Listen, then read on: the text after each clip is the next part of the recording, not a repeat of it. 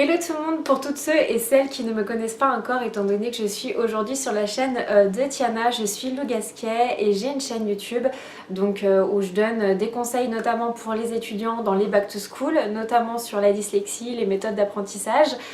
J'ai réalisé aussi une formation pour les étudiants sur le sujet. Je fais aussi des vidéos de psychologie, de développement personnel, de coaching et enfin de mode. Donc vous voyez, c'est assez large comme thématique.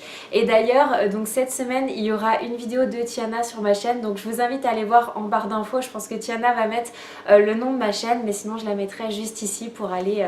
je vous invite du coup à aller checker, à aller voir un peu de quoi il s'agit. Donc Tiana m'a invitée sur sa chaîne aujourd'hui pour que je vous partage mon expérience en tant qu'étudiante, comment je suis arrivée dans mes études pour arriver jusqu'à ce niveau-là, et puis bien sûr comment finalement on arrive à être psychologue, en tout cas en France. Donc en plus de ça, j'ai l'honneur d'ouvrir une toute nouvelle série de vidéos sur sa chaîne, donc pas de pression, et donc je vais vous présenter mon expérience en tant qu'étudiante, un peu comment ça s'est passé et mon parcours scolaire. Donc tout d'abord, si je redescends vraiment dans mon expérience scolaire, mes années les plus difficiles c'était bien sûr au collège, et en fin de collège je savais déjà quelle matière, enfin quelle spécialité je voulais faire au lycée.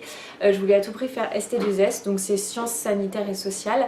Je sais pas si ça existe encore en ce moment même parce que ça fait 5 ans maintenant, donc ça commence à dater un peu. Mais en tout cas, je sais qu'il existe des choses assez similaires et c'est vraiment axé sur le sanitaire et le social pour partir principalement soit faire fac de psycho, soit être dans BTS économique, conseillère économique et sociale, ou alors faire infirmier. Il y en a beaucoup qui ont fait infirmier, infirmière. Et donc voilà, j'ai postulé là-dedans, je me suis fait tout de suite refuser parce qu'à ce moment-là, il y avait énormément de demandes pour cette spécialité. Et donc je suis allée en seconde générale, ce qui a été absolument catastrophique parce que je suis quelqu'un qui aime quand même... J'aime apprendre, mais que quand c'est pertinent pour moi et que quand j'aime le sujet abordé. Et donc la seconde générale, par définition, c'est quelque chose de très général qui me plaisait pas du tout. J'avais aussi des grosses lacunes, dues notamment à mon niveau au collège. Et donc j'ai retapé, j'avais environ 6 de moyenne à ce moment-là, c'était vraiment difficile, comme quoi vous voyez, on peut vraiment arriver à bac+5 au fur et à mesure des années, même si on a un bas niveau au début, c'est pas ça qui compte. Et donc j'avais 6 de moyenne, j'ai retapé, j'ai redemandé en retapant à aller en ST2S, ils m'ont encore refusé. Persévérance, et donc du coup j'ai fait encore une fois une seconde générale. Et donc je sais pas si vous avez déjà fait l'expérience de retaper une année, que ce soit au collège, au lycée ou à la fac, mais on a quand même une petite montée en confiance, dans le sens où on a déjà vu les choses une première fois, là on les revoit une deuxième fois, donc on se sent un peu plus capable de... Et moi ce sentiment il m'a vraiment aidé, ce qui fait que je suis passée environ de 6 de moyenne à 14 voire 15 certains trimestres, parce que c'est vrai qu'on parle de trimestre au lycée alors qu'en fac on parle de semestre, du coup je suis un peu perdue. Mais voilà, ouais, j'ai vraiment augmenté mes résultats, notamment en SVT où j'avais 19, ce qui m'a permis enfin de pouvoir choisir la filière que je voulais en première. Et donc du coup on m'a dit bon voilà Lou, t'as des bons résultats. J'avais des bons résultats absolument dans toutes les matières, ce qui fait qu'en fait j'avais le choix de passer en S, en ES, en STG ou en ST2S, et du coup j'ai choisi de passer en ST2S. La S pour moi, étant donné que je voulais déjà faire un peu psycho, c'était pas quelque chose qui me correspondait, dans le sens où je savais que les deux seules matières que j'allais retrouver en psycho c'était les stats et la biologie. Or, en fait, la S, ça allait me former à beaucoup d'autres choses qui n'étaient pas spécialement... que j'allais pas retrouver en psychologie, qui n'allait pas spécialement m'aider. Et surtout qu'en S, ils font beaucoup de SVT, mais pas beaucoup comparé au ST2S de bio. Et du coup, étudier la biologie des cailloux ou je ne sais trop quoi, ça allait pas vraiment m'aider dans mon parcours. Et du coup, j'ai choisi encore une fois la ST2S. J'ai beaucoup hésité avec la ES parce que l'éco, c'était aussi quelque chose qui m'intéressait beaucoup. Mais je voulais vraiment me préparer au niveau de biologie en fac de psycho. Et c'est vrai que la ST2S, pour ça, m'a très bien formée. En plus, il y a aussi donc le sanitaire et social qui est génial et qui est super intéressant, super pertinent. toutes ceux et celles qui sont en ST2S qui veulent continuer en psycho surtout. Concentrez-vous sur l'étude du corps humain bien sûr, mais surtout des neurones parce que c'est vraiment ce que vous allez retrouver en psycho, des neurones, des psychopathologies et des pathologies en règle générale comme Alzheimer, et puis sur la génétique parce que vous allez faire beaucoup de génétique en terminale ST2S et c'est exactement ce que vous allez retrouver en licence de psycho, et croyez-moi ça va énormément vous aider de l'avoir vu déjà une première fois. En terminale, j'ai commencé à réfléchir à ce que je voulais faire en études supérieures, et en fait j'hésitais entre deux choix. J'allais faire un BTS conseillère économique et sociale qui était super intéressant et où j'allais pouvoir travailler tout de suite et gagner de l'argent notamment, soit j'allais faire une fac de psychologie dont je savais que mon avenir était plutôt incertain parce que si on écoute les internets, il n'y a carrément pas de débouché en psychologie. Là j'ai eu des décrochages scolaires, notamment ma première année de lycée, ça a été très compliqué pour moi, j'ai retapé, enfin j'étais pas très sûre de moi à propos de mon niveau scolaire, mais du coup je me suis jetée quand même à l'eau et j'ai fait la fac de psycho. Donc quand c'est comme ça, pour moi il vaut mieux tester, et au pire des cas j'aurais pu retourner en BTS. Donc j'ai préféré faire comme ça et tester quand même la fac de psycho, et je suis allée pour ça à Besançon, et là ça a été littéralement, je crois que c'était l'une des meilleures années, la L1, notamment parce que je suis quelqu'un qui aime bien la nouveauté, et donc de déménager avec mon conjoint dans une ville totalement nouvelle et super accueillante comme celle de Besançon, c'était absolument génial. Il y avait autour de moi des gens très matures, ce que j'étais pas forcément habituée au lycée, et c'est vrai que quand tu vas à la fac de psycho c'est déjà pas les mêmes personnes, et les gens ils sont là pour travailler, malgré qu'il y en a beaucoup qui font la fête, il y en a quand même beaucoup là qui sont là pour travailler, et être en psycho il y a aussi une certaine maturité d'esprit que j'ai beaucoup appréciée. Bien sûr, il y avait les matières de psychologie où c'était très enrichissant pour moi et j'adorais ça. Malgré ça, ce qu'il faut savoir, c'est que la première année de licence, je l'ai trouvée très générale. Moi, j'aime bien les choses précises, comme je vous l'ai expliqué. Et bon, voilà, vous faites encore d'autres options, comme des options de langue ou de la sociologie. Vous choisissez à côté de ça, à côté de vos enseignements de psycho, des choses très générales. Ce qui moi du coup m'a un peu moins bien plu, mais bon, vous êtes quand même dans l'excitation et vous êtes content et vous êtes enthousiaste quand vous arrivez en première année si vraiment vous aimez bien la psycho, et du coup la première année passe hyper vite. Et donc voilà, j'ai validé ma première année avec environ 12-13 de moyenne, ça s'est très bien passé. Et puis j'ai continué ma licence 2, ma licence 3, c'est là où j'ai découvert la psychopathologie. Pour tous ceux qui ne connaissent pas la psychopathologie, c'est les pathologies que vous retrouvez au niveau psychologique, donc névrose, psychose, ça peut être la dépression, ça peut être la schizophrénie, ça peut être plein d'autres choses, mais voilà, je vous dis des exemples.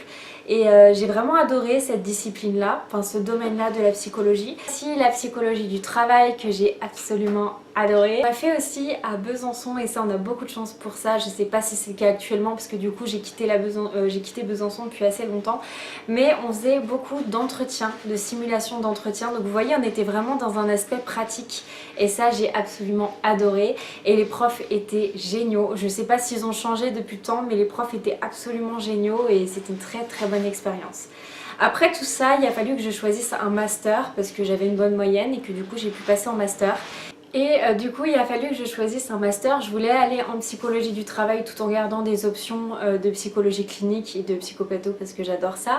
Et voilà, j'ai toujours ce besoin de nouveauté là. Je suis quelqu'un qui m'ennuie très rapidement parce que je déménage une fois tous les ans au grand désespoir de ma famille, de mon conjoint et de toutes les personnes qui peuvent me déménager tous les ans. Mais voilà, je suis quelqu'un qui aime bien la nouveauté, je me lasse très rapidement, et du coup j'ai décidé de changer de ville pour effectuer mon master, voir un peu ce qu'ils faisaient dans les autres facs, et j'ai choisi la fac de Dijon.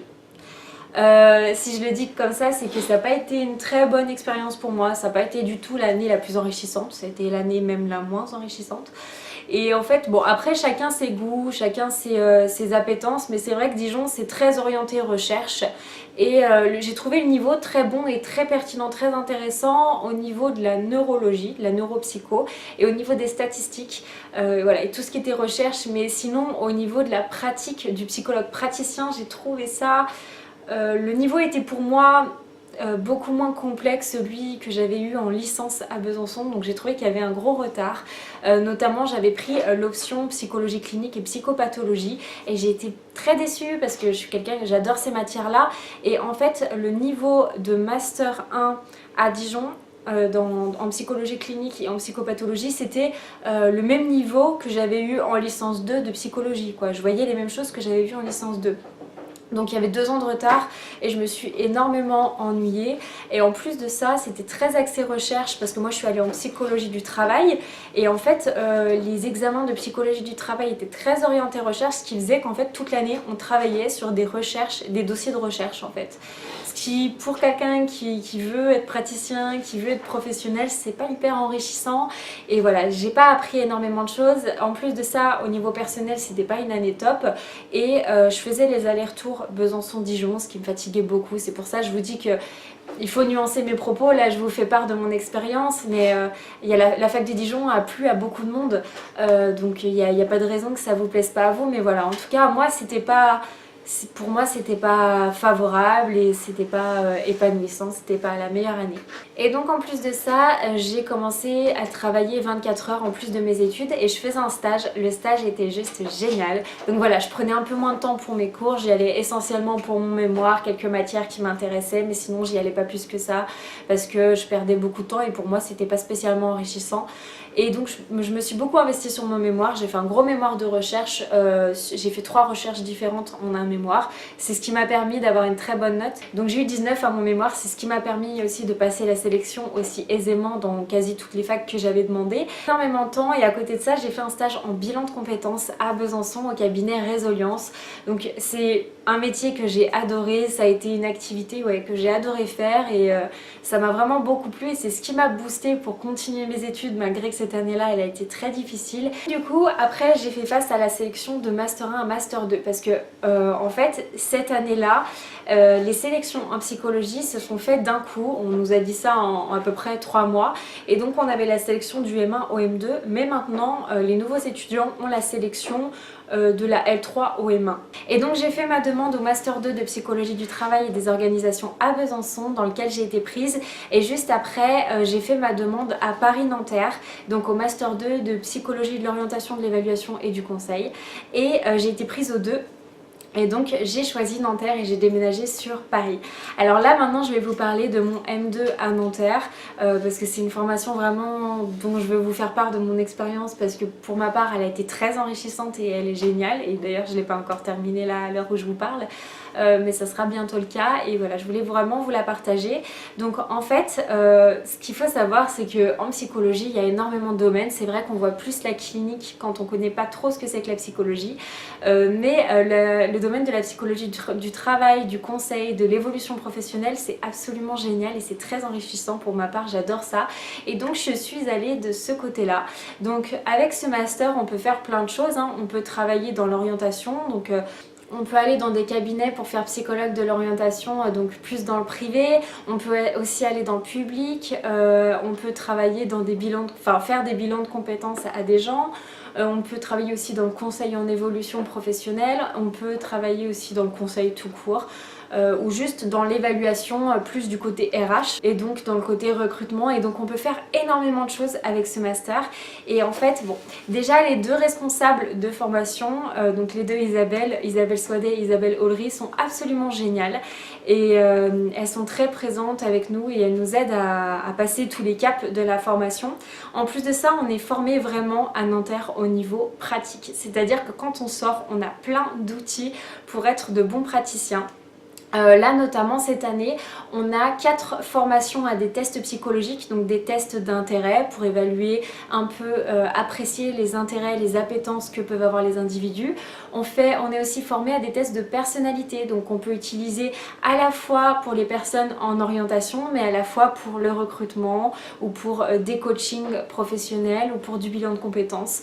Donc c'est des habilitations qui normalement coûtent très cher mais qui nous en tout cas cette année dans notre promo nous ont été donnés en fait gratuitement. Donc ça c'est vraiment en plus-value de la formation et que j'ai adoré. En tout je crois il y en a pour 7 000 € par personne qu'on a pu économiser. parce qu'il nous offre ces formations-là. On a aussi fait beaucoup d'entraînement aux entretiens, ce qui n'est pas forcément le cas dans toutes les autres facs. Je sais qu'à Dijon par exemple, il y avait une session d'entraînement. Et ben nous en fait, il y a l'association Traverse, donc c'est la méthode de counseling. Je ne sais pas si vous connaissez, pour tous ceux qui ne sont pas adeptes de la psycho, je vous conseille d'aller voir sur internet. En fait, c'est une méthode de conseil qu'on utilise en entretien, notamment pour les psychologues et pour les coachs aussi. Et c'est une méthode absolument géniale. Et donc c'est l'association Traverse qui est venue nous former pendant une semaine entière. On a eu un condensé de 2 semaines il me semble de formation. Et donc voilà, pour nous entraîner à faire des entretiens, pour qu'on soit des bons psychologues praticiens tout simplement. Après on est aussi formé à tout ce qui est transition de carrière au niveau théorique.